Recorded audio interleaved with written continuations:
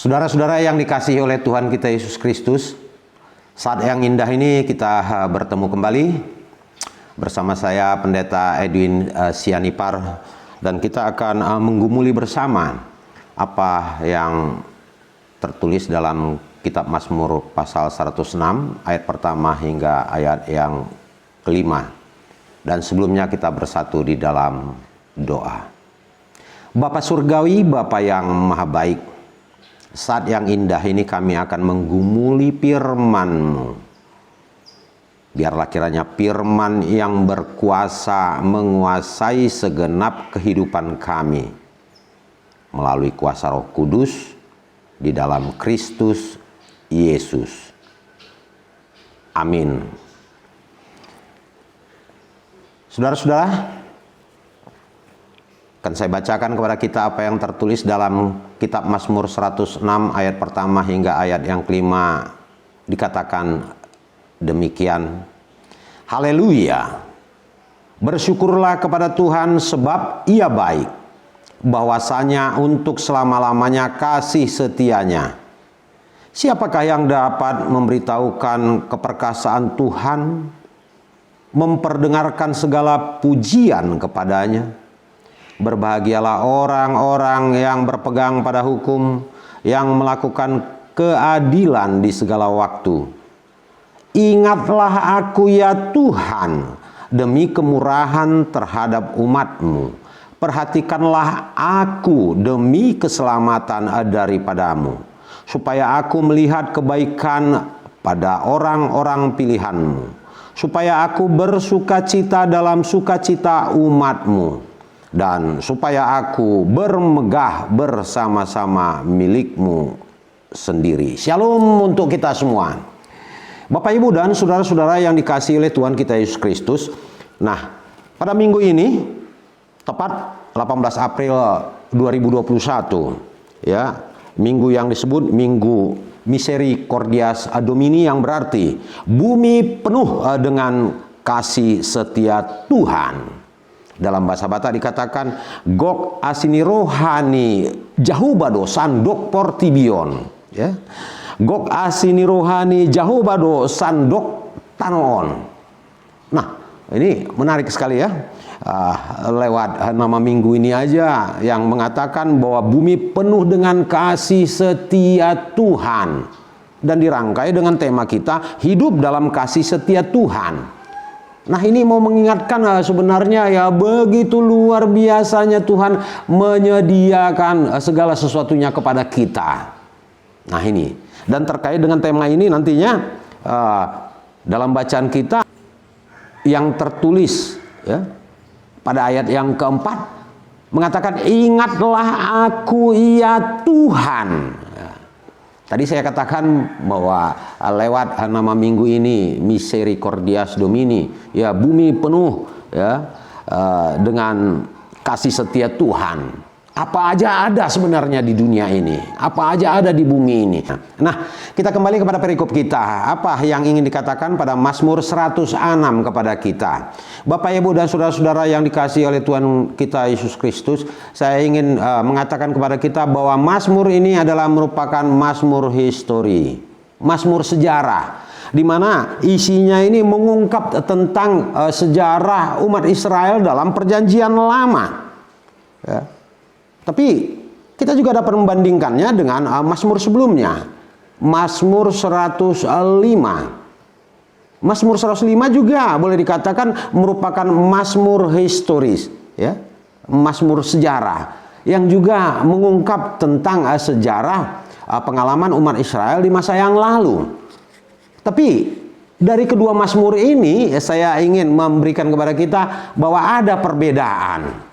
Di mana letak perbedaan itu kita boleh melihat, misalnya apa yang tertulis dalam Mazmur 105 sebagai Mazmur sejarah, Mazmur histori, bahwa Mazmur ini, ya, berisi tentang pengalaman-pengalaman umat Israel, ya, di mana dapat digarisbawahi yang sangat menarik perhatian bahwa dalam Mazmur ini dikatakan pendekatan yang begitu indah.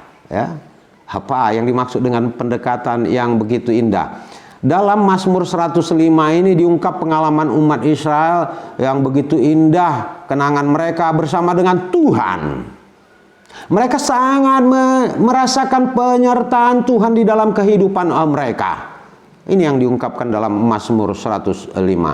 Dan berbeda dengan Mazmur 106, tetap juga mengungkap tentang pengalaman-pengalaman ketika mereka bersama dengan Tuhan. Ya. Namun perbedaannya bahwa dalam Mazmur 106 ini yang diungkap juga tentang dosa-dosa, kesalahan-kesalahan yang diperbuat oleh nenek moyang mereka. Ya. Untuk ini saya dapat memberikan contoh apa yang tertulis dalam Mazmur 106 ayat yang ke-7. Nenek moyang kami di Mesir tidak mengerti perbuatan-perbuatanmu yang ajaib. Tidak ingat besarnya kasih setia Tuhan. Mereka memberontak. Ini dia. Diungkap itu oleh si pemazmur. Ya. Bagaimana perbuatan Tuhan dalam kehidupan mereka. Mereka sepertinya lupa akan perbuatan Tuhan. Nah, misalnya juga saya memberikan contoh kepada kita apa yang tertulis dalam Mazmur 106 ayat yang ke-14. Di sana dikatakan, mereka dirangsang nafsu di padang gurun dan mencoba Allah di padang belantara. Ini kalau kita baca untuk seterusnya luar biasa ya. Ayat 21 mengatakan mereka melupakan Allah yang telah menyelamatkan mereka. Ya.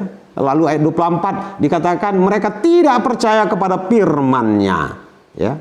Bahkan lebih mengerikan pada ayat yang ke-28 dalam Mazmur 106 dikatakan mereka berpaut pada Baal Peor dan memakan korban-korban sembelihan bagi orang mati. Mereka menyakiti hatinya, menyakiti hati Tuhan. Dan kita bisa membaca ayat per ayat bagaimana perbuatan-perbuatan yang mendukakan hati Tuhan diungkap oleh si penulis Mazmur ini. Bapak, Ibu, dan saudara-saudara yang dikasihi oleh Tuhan kita Yesus Kristus. Namun kita harus meneliti lagi lebih jauh tentang perikop kita secara khusus Mazmur 106 ya, yang dikhususkan ayat pertama hingga ayat yang kelima. Dalam pembukaan tadi dikatakan haleluya, bersyukurlah kepada Tuhan sebab Ia baik ya. Ini pembukaan dari Mazmur 106. Dan Mazmur yang mau mengatakan pujian kepada Tuhan dilontarkan, dilantunkan. Kalau di ayat yang pertama dikatakan haleluya, pada Mazmur 106 ayat yang terakhir juga dikatakan ayat yang ke-48 ya, terpujilah Tuhan Allah Israel dari selama-lamanya sampai selama-lamanya dan biarlah seluruh umat mengatakan amin haleluya. Artinya puji Tuhan. Bapak, Ibu, dan saudara-saudara yang saya kasihi di dalam Tuhan kita Yesus Kristus. Tadi saya mengatakan bahwa Mazmur ini merupakan Mazmur sejarah yang berbeda dengan pendekatan Mazmur 105. Mazmur 105 mengungkap hal-hal yang positif. Sementara Mazmur 106 itu coba membongkar tentang kelakuan-kelakuan umat. Nah, dengan demikian kita dapat katakan bahwa Mazmur 105 Mazmur historis yang isinya mengungkap hal-hal secara optimis seperti itu. Sementara Mazmur 106 ini mengungkap hal-hal yang pesimistis ya. Nah, apakah keduanya ini juga bermanfaat buat kehidupan keimanan kita? Saya juga katakan iya. Bapak, Ibu, dan saudara-saudara yang dikasihi oleh Tuhan kita Yesus Kristus, sebagai mazmur sejarah ya, sebagai mazmur sejarah ini merupakan hal yang penting bagi kita ya. Berbicara tentang sejarah ya, secara sederhana kita dapat katakan ya, bicara soal masa lalu. Ini yang saya katakan bahwa sejarah itu merupakan hal yang sangat-sangat penting ya. Tapi ada seorang ahli, boleh dikatakan ahli lah ya, mengatakan sebagai berikut. Apa yang dia katakan di sana, bahwa sejarah ya mengajarkan bahwa sejarah itu sendiri tidak mengajarkan apa-apa ya. Sejarah, saya katakan tadi, itu begitu penting, tapi dikatakan sejarah mengajarkan bahwa sejarah tidak mengajarkan apapun. Nah, seperti itu. Kenapa bisa terjadi seperti itu? Ya, karena memang orang tidak mau belajar dari pengalaman sejarah.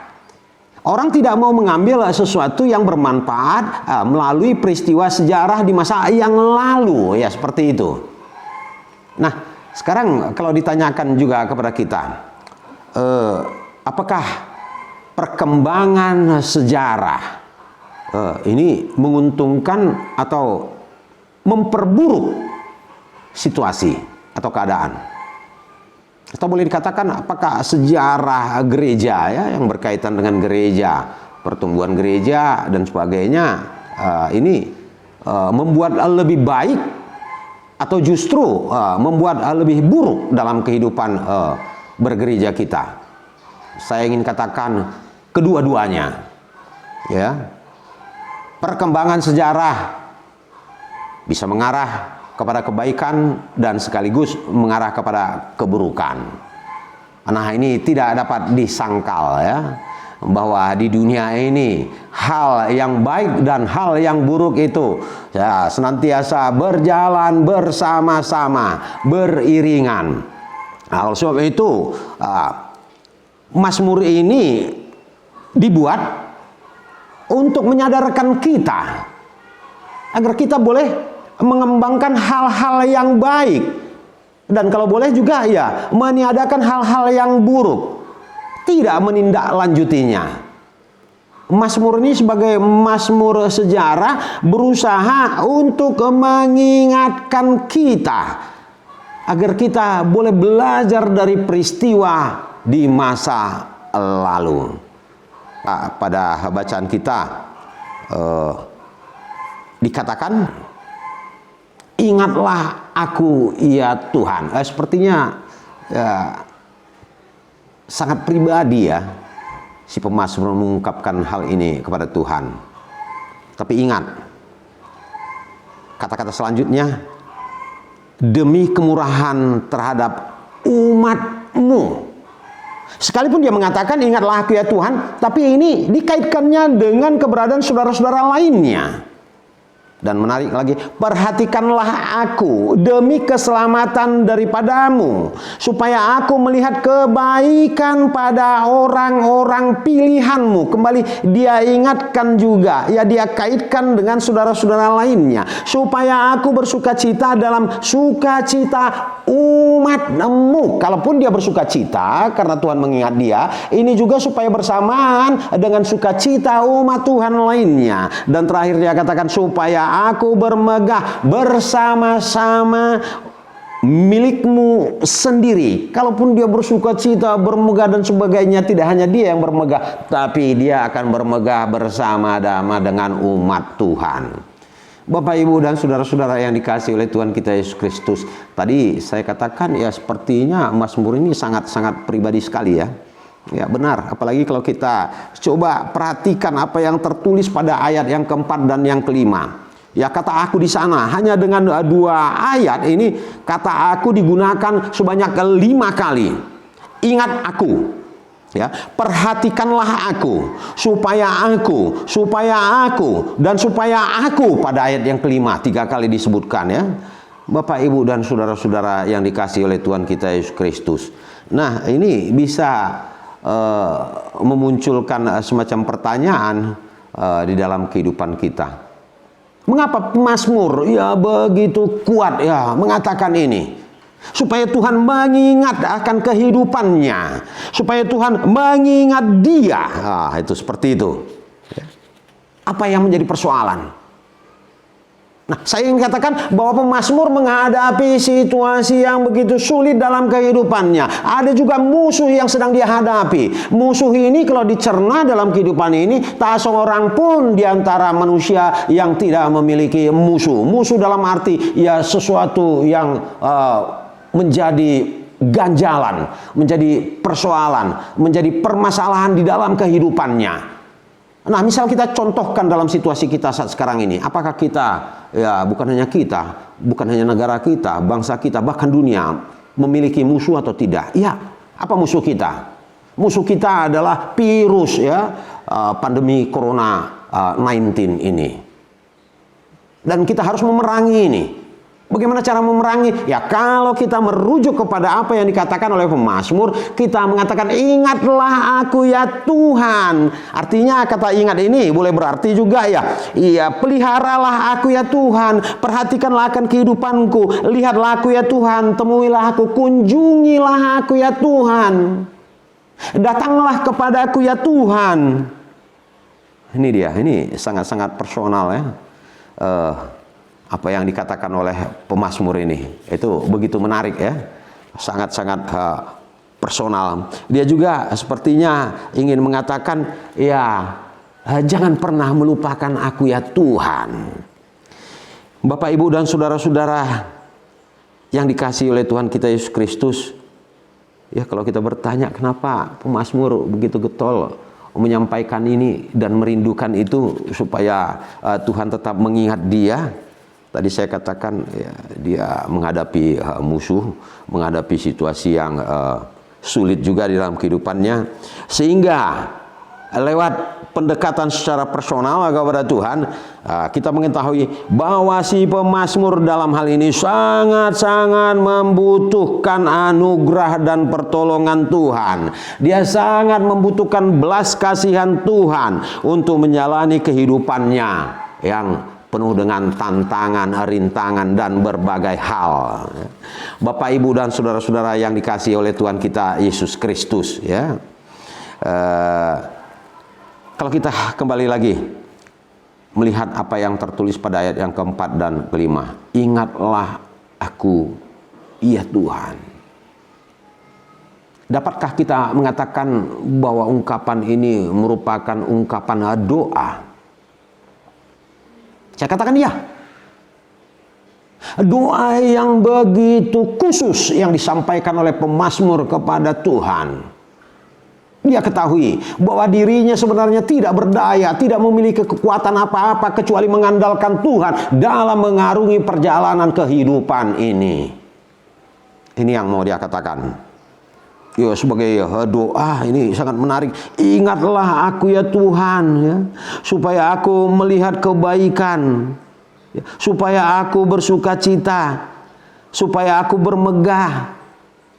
Tapi bukan hanya untuk diriku. Ketika aku bermegah, aku boleh bermegah bersama-sama dengan umat-Mu, ya, bersama-sama dengan umat-Mu. Satu hal lagi sebagai doa, saya katakan ini begitu luar biasa. Pemazmur tidak meminta sesuatu dalam bentuk yang real, dalam arti harta kekayaan. Dia tidak meminta rumah, dia tidak meminta mobil, dia tidak meminta makanan, dia tidak meminta minuman. Tetapi dia meminta sesuatu yang berarti buat jiwanya, ketenangan jiwanya. Ketenangan jiwanya itu bisa terjadi ketika Tuhan dekat dengannya. Tuhan menyatu dengan kehidupannya. Tuhan memelihara kehidupannya. Ya.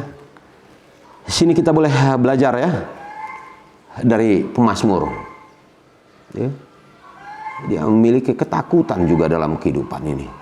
Jangan-jangan Tuhan nanti akan membalaskan segala dosa-dosa yang pernah dilakukan oleh nenek moyangnya.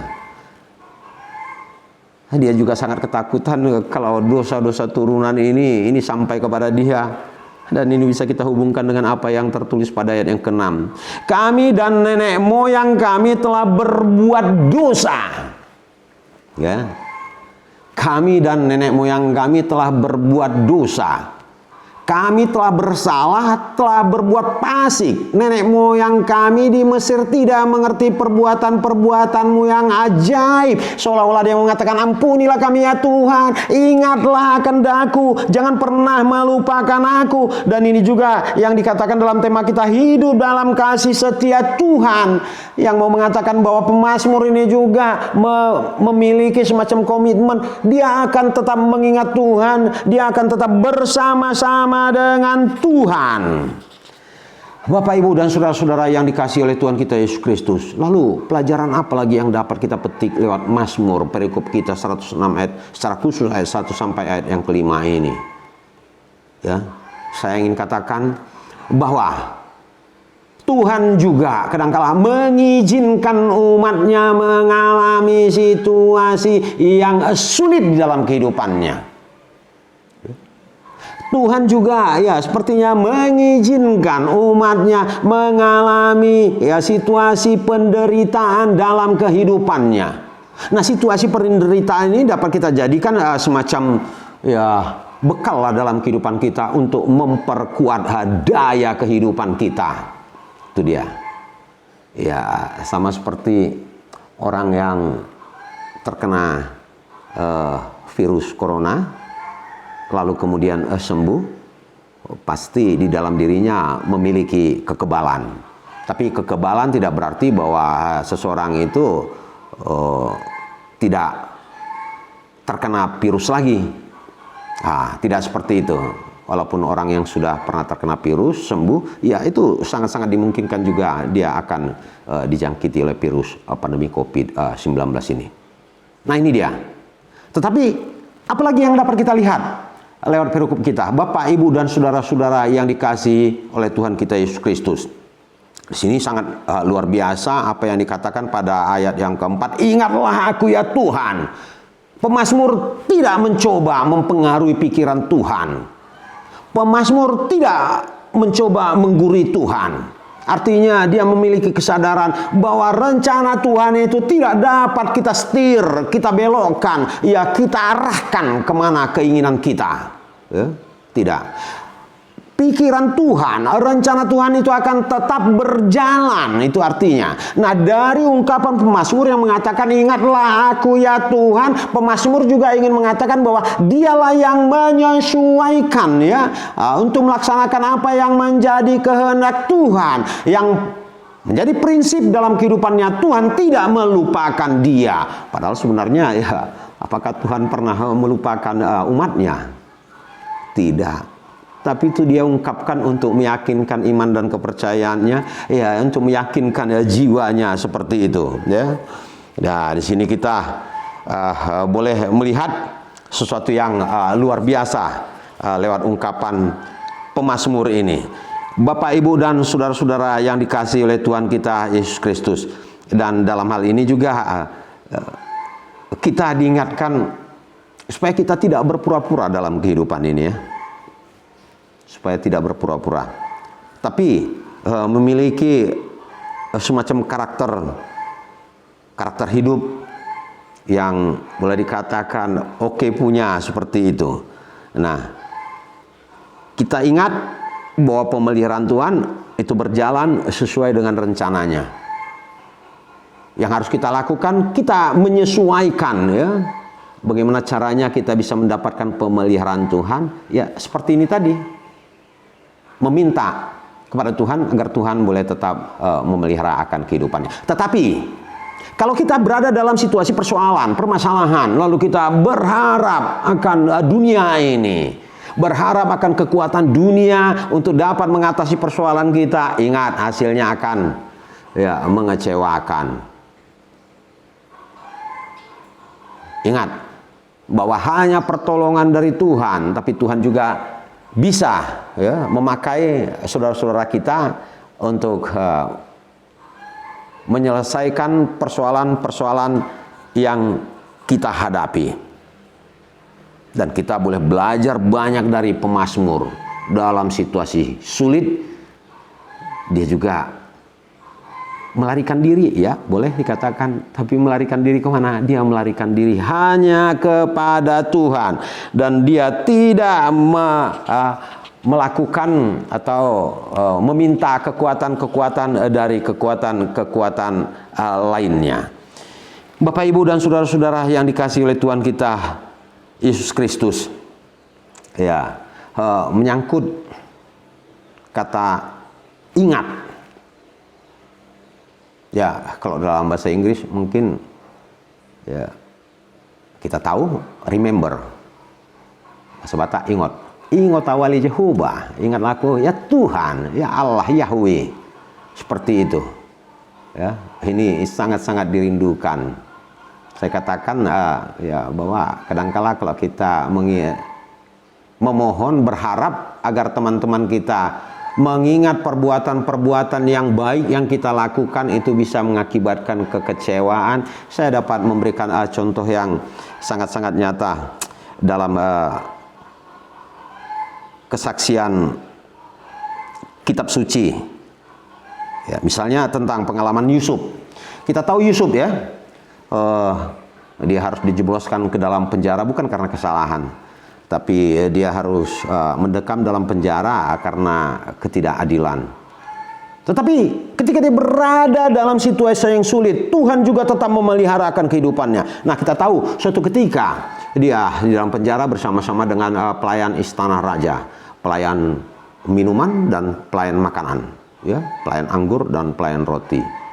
Nah, cara Tuhan memberikan pertolongan kepadanya, suatu yang luar biasa. Kita tahu kalau kita membaca apa yang tertulis dalam kitab Kejadian pasal ke-40 itu jelas dikatakan, Bapak Ibu dan saudara-saudara, suatu ketika ya pelayan anggur ini bermimpi.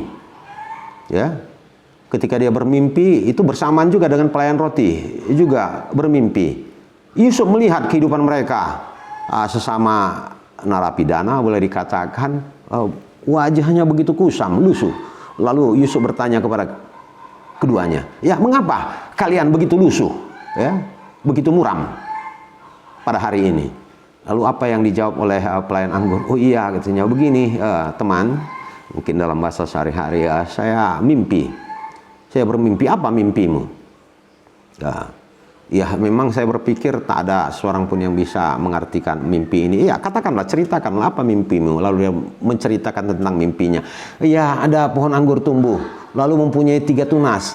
Tunasnya ini langsung ya mengeluarkan buah yang begitu ini. Ya baik, indah, ranum.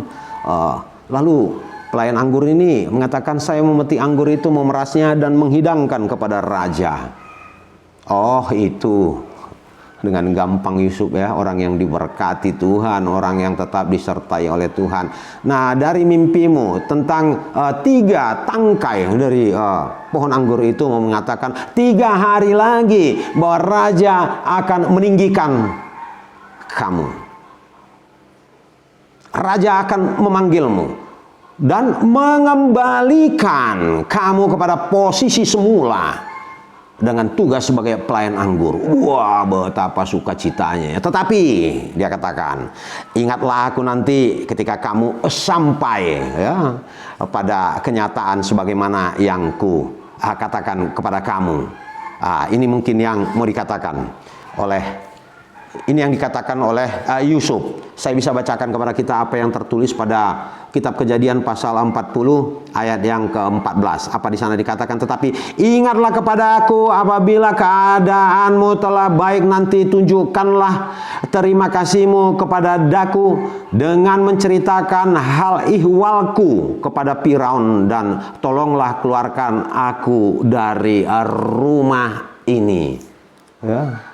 Dia berharap, dia menolong pelayan anggur supaya pelayan anggur nanti menolong dia. Pertolongannya juga nggak sulit, hanya dengan menceritakan tentang mimpi yang dia artikan, dia jelaskan. Itu aja. Tapi apa yang terjadi, Bapak Ibu dan saudara-saudara yang dikasihi oleh Tuhan kita Yesus Kristus, dalam kitab Kejadian pasal 40 ayat 23 dikatakan, tetapi Yusuf tidaklah diingat oleh kepala juru minuman itu, melainkan dilupakan. Nah ini. Lalu ya pelayan roti juga tertarik dengan penjelasan dari Yusuf tentang mengartikan mimpi. Ya saya juga teman, saya juga bermimpi, itu yang dia katakan. Ya apa mimpimu, ceritakan. Saya bermimpi begini, saya sedang membawa roti ya di atas talam. Lalu ketika saya membawanya datang burung memakannya sampai habis. Oh itu mimpimu. Kalau demikian saya mau mengatakan bahwa 3 hari lagi ya raja akan meninggikanmu, memanggilmu, diangkatnya setinggi-tingginya, lalu digantungnya, lalu mati, burung-burung akan memakan bangkaimu. Nah ini sesuatu yang luar biasa, Bapak Ibu dan saudara-saudara yang dikasihi oleh Tuhan kita Yesus Kristus ya. Sesuatu yang baik yang dilakukan oleh Yusuf, ya dia berharap juga, tetapi yang dapat apa? Ya, lupa. Nah ini dia. Sehingga kita hubungkan dengan apa yang dikatakan pada ayat yang keempat, ingatlah aku ya Tuhan. Pemazmur tidak menginginkan Tuhan melupakan dirinya. Tadi saya katakan apa arti lupa ini? Lupa ya ingat, remember. Kalau dibuat semacam definisi kira-kira apa ya? Lupa itu berarti ya lawan kata dari ingat. Ingat lawan kata dari lupa. Nah kalau saya boleh mengatakan kepada kita apa kira-kira definisi lupa? Sebagaimana pelayan minuman, pelayan anggur ini melupakan jasa baik daripada Yusuf. Ya, ada seorang yang pernah mengatakan, kalau boleh secara sederhana, definisi lupa itu, lupa berarti sedang mengingat yang lain. Kira-kira bisa nggak itu ya? Ya, tapi kalau kita terima ya definisi lupa. Lupa sedang mengingat yang lain. Nah, lupa kepada Tuhan berarti ya sedang mengingat kekuatan yang lain. Itu ya. Lupa kepada Tuhan berarti sedang mengingat kekuatan yang lain. Lupa kepada teman berarti sedang mengingat teman yang lain. Kalau lupa kepada istri berarti sedang apa? Nah ini dia, ini bahaya ini ya. Oleh sebab itu jangan mau lupa. Jangan. Apalagi dikaitkan dengan Tuhan. Tetaplah ya. Kalau lupa kepada istri berarti sedang mengingat istri orang lain. Seperti itu. Nah, ini sangat-sangat berbahaya. Bapak, Ibu, dan saudara-saudara yang dikasihi oleh Tuhan kita Yesus Kristus. Nah, contoh lain misalnya ya tentang kata mengingat. Nah, ini sangat-sangat menarik ya sebenarnya ya.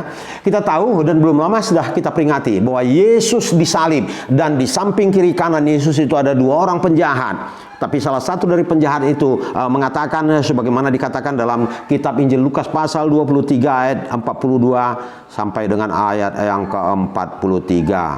Lalu ia berkata, Yesus, ingatlah akan aku apabila engkau datang sebagai raja. Kata Yesus kepadanya, aku berkata kepadamu, sesungguhnya hari ini juga engkau akan ada bersama-sama dengan aku dalam Firdaus. Luar biasa ya. Seorang yang bersalah, menyadari akan kesalahannya, tidak meminta supaya dia dibebaskan, tidak. Tidak juga mengolok-olok Yesus, tidak juga mencoba Yesus, tapi yang dia ingat, ingatlah aku nanti ya, kalau engkau sampai pada kerajaan itu ya.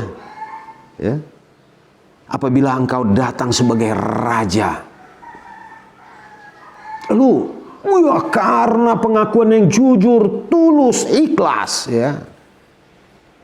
Lalu spontan Yesus mengatakan, hari ini juga engkau bersama-sama dengan aku di Firdaus. Bapak, Ibu, dan saudara-saudara yang dikasihi oleh Tuhan kita Yesus Kristus. Nah, kita diminta untuk hidup dalam kasih setia Tuhan. Apa yang dapat kita lakukan setelah kita mendengar firman ini? Ya, banyak hal. Kita diminta untuk tetap bersyukur kepada Tuhan dalam segala sesuatu. Ketika kita menghadapi persoalan, kita harus lari, memang harus lari. Larilah kepada Tuhan, menjumpai Tuhan dan meminta kepada Tuhan agar Tuhan tetap menaungi kehidupan kita. Sehingga lewat ini juga kita mau mengatakan, ya, haleluya. Haleluya. Artinya, kita tetap memuji Tuhan dalam segala keadaan yang kita hadapi. Dan terakhir kembali saya ingatkan bahwa mazmur ini sebagai mazmur sejarah juga merupakan mazmur doa. Sampaikanlah keluh kesahmu kepada Tuhan. Mintalah apa yang menjadi kebutuhan dalam kehidupan kita kepada Tuhan.